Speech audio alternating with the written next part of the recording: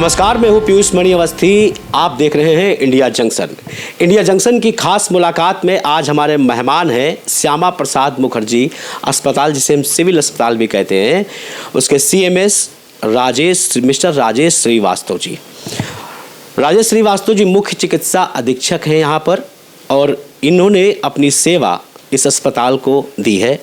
और आज अगर इस अस्पताल की हम बात करें तो हजरतगंज चौराहे में सिविल अस्पताल एक भूमिका ऐसी निभाता है पेशेंट को लेकर, या VIP कल्चर या आम आदमी कोई भी किसी भी तरह की कोई परेशानी होती है, सबसे पहले अगर जाना चाहता है तो सिविल अस्पताल जाना चाहता है। 1 रुपये के पर्चे में पूरा इलाज होता है। आप समझिए कि अस्पताल के अंदर हर वक्त हर वार्ड में मरीज रहते हैं, और यहाँ के जो पेशेंट यहाँ आते हैं, यहाँ के जो कर्मचारी हैं, जो डॉक्टर हैं, जो लोग यहाँ के हैं, इतने प्यार से उनसे डील करते हैं, इतने प्यार से बात करते हैं। आप समझिए 68 रुपये में किसी का भी प्लास्टर हो जाता है। आप समझिए कि CT स्कैन से लेकर अल्ट्रासाउंड सारी व्यवस्थाएं यहाँ पर हैं।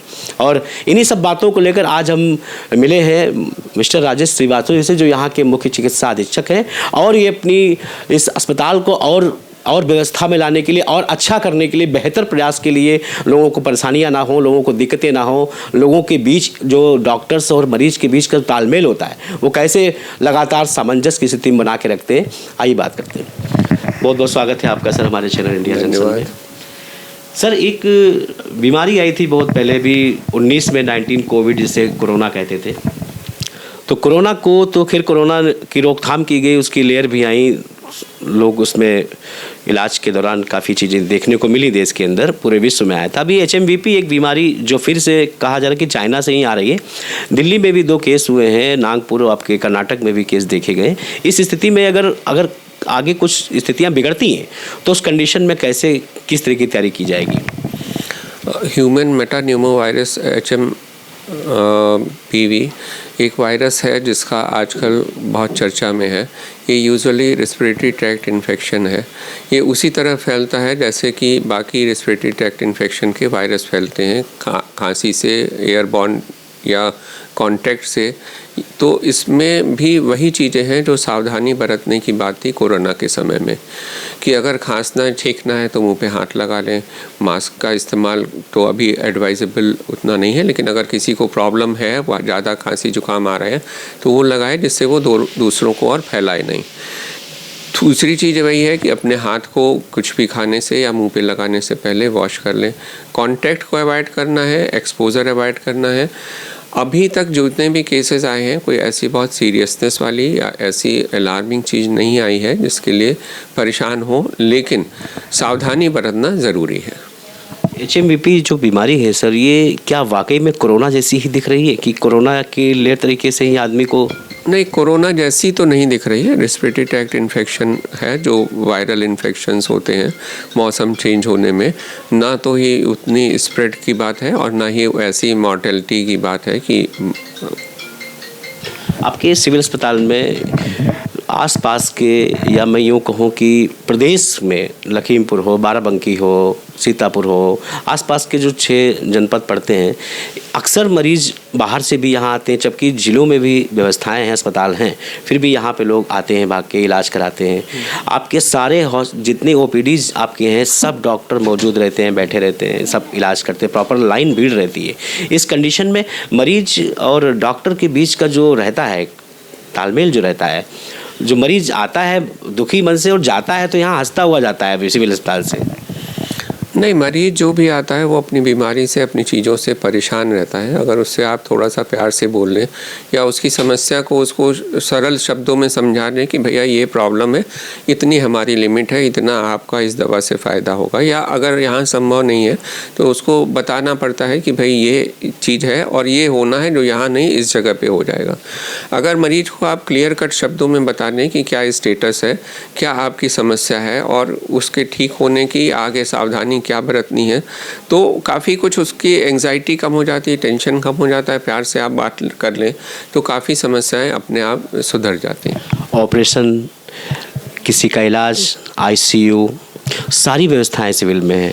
क्या लग रहा है कि किस चीज़ की कमी है यहाँ पर, जो अगर वो कमी दूर हो जाए तो अस्पताल और थोड़ा जहाँ यहाँ पे कुछ और मरीजों का भी इलाज संभव हो सके? यहाँ पे basically round the clock emergency हमारी चलती है, जिसमें 3 डॉक्टर रहते हैं। आईसीयू चलती है राउंड द क्लॉक, पीआईसीयू चलती है जिसमें राउंड द क्लॉक पीडियाट्रिशियन रहते हैं, ब्लड बैंक में रहते हैं। राउंड द क्लॉक करीब 6-7 डॉक्टर रहते हैं जो रेगुलर वाले, उसके साथ ट्रेनी डॉक्टर, इंटर्न, डीआरपी के स्टूडेंट और डीएनबी के स्टूडेंट सभी लोग रहते हैं और अपने तरफ से भरसक कोशिश करते हैं कि जो मरीज आ रहा है वो ठीक होके जाए, संतुष्ट होके जाए। समस्या की बात है थोड़ा सा यहाँ पे जगह की कमी है, पार्किंग की व्यवस्था की कमी है। अगर जगह हमारे पास है तो और चीज़ें और बढ़ाने की गुंजाइश हो सकती है। बेबी बच्चों के लिए भी अस्पताल है, यहाँ बच्चों का भी इलाज होता है, तो उसमें बच्चों के इलाज के लिए क्या क्या व्यवस्थाएं बेहतर हैं? अलग जो से पीडियाट्रिक्स वार्ड है जिसमें 8 बेड का पीआईसीयू है, जिसमें वेंटिलेटर वगैरह सभी हैं और राउंड द क्लॉक पीडियाट्रिशियन वहाँ पर रहता है 24/7।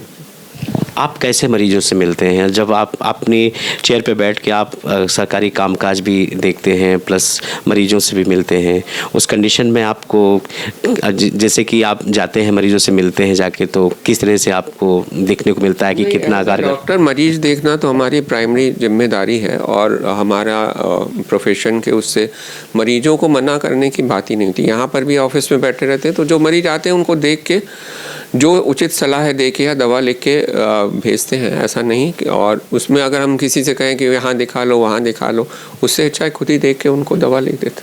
तो HMVP जो बीमारी जो सबसे फर्स्ट क्वेश्चन था आपने बताया मुझे, उसके बचाव के लिए हमें जैसे कोरोना के टाइम हमको जिनको सफ़र कर रहे हैं मास्क लगाना है या ड्रॉपलेट इन्फेक्शन से बचने की बात करनी है। कांटेक्ट में अगर जैसे आपको छींक आ रही है या खांसी आ रही तो मुंह पे रुमाल या रख लें या हाथ से कर लें कि वो चीज़ें दूसरे को स्प्रेड ना हो। दूसरे को भी ध्यान रखना है कि भीड़ भाड़ वाली जगह थोड़ा सा अवॉइड करें। अगर आप कहीं जा रहे हैं तो हाथ आप बार बार धो के कहें कि वही इन्फेक्टेड चीज़ को आपने छुआ, सीढ़ी को छुआ या किसी पब्लिक प्लेस में किसी चीज़ को छुआ, उसी को मुँह में लगा लिया या नाक में लगा लिया, तो वो चीज़ें इन्फेक्शन को स्प्रेड करने में सहायक होती हैं। इमरजेंसी आपका जो नीचे है, इमरजेंसी का जो फोर्सन है नीचे, वो जगह बहुत छोटी है। कभी कभी ऐसा होता है कि इमरजेंसी में इतनी भीड़ लग जाती है कि जो रेयर केस में मरीज होते हैं वो अंदर तक नहीं पहुंच पाते हैं। उस कंडीशन में डॉक्टर को बाहर निकलना पड़ता है। तो ऐसा नहीं लगता कि आपको इमरजेंसी कक्ष जो आपका बना हुआ है वो काफ़ी बड़ी जगह में बना होना चाहिए? नहीं, इमरजेंसी कक्ष जब यहाँ बना था तो 10 बेड से शुरू हुआ था, अब धीरे धीरे बढ़ के वहाँ 30 बेड हो गए हैं और राउंड द क्लॉक हमारे EMO रहते हैं। अब उसमें जगह की जहाँ तक प्रपोज़ल है कि वो आगे पीछे और राइट साइड में जगह नहीं है, बाईं तरफ पानी की टंकी की तरफ उसको थोड़ा सा एक्सटेंड करने का प्रपोज़ल है। वो निर्माण निगम से बन के गया है, अप्रूव होने पे वो जल्द ही कार्यान्वित होगा। तो ये थे हमारे साथ मुख्य चिकित्सा अधीक्षक श्यामा प्रसाद मुखर्जी अस्पताल के मिस्टर राजेश श्रीवास्तव, जिन्होंने HMVP बीमारी जो अभी देखा जाए कोरोना के बाद फिर एक नई दस्तक देने वाली है, कई मरीज देखे भी गए हैं, उसके बचाव के लिए उन्होंने साफ साफ बताया कि आपको क्या करना है। हम फिर हाजिर होंगे एक नई शख्सियत, नए मेहमान के साथ। तब तक देखते रहें इंडिया जंक्शन। खबरों से जुड़े रहने के लिए सब्सक्राइब करें हमारा चैनल इंडिया जंक्शन।